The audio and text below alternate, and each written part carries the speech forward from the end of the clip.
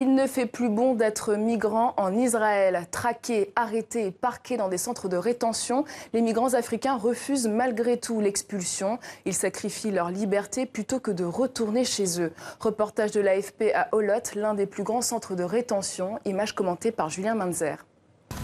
Au centre de rétention d'Olot se trouvent 1200 migrants. Ils viennent principalement du Darfour ou de l'Érythrée. Ils ont fui la guerre et la dictature. Mais depuis quelques jours, le gouvernement israélien ne veut plus d'eux et leur propose un choix bien cynique. 3 500 $ et un billet d'avion pour quitter le pays ou se retrouver en prison. Ici, beaucoup préfèrent renoncer à la liberté qu'un retour en Afrique. Ici, à Olo, je ne suis pas tué ou violé. C'est pourquoi je préfère rester en prison au lieu d'être déporté. Rwanda ou Ouganda, la destination finale est tenue secrète par les autorités.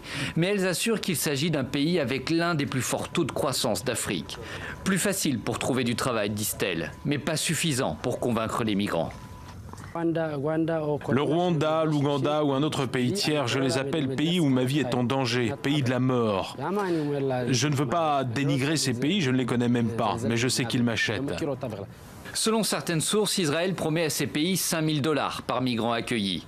Un marchandage de la part du gouvernement israélien qui cherche à plaire à son électorat le plus à droite.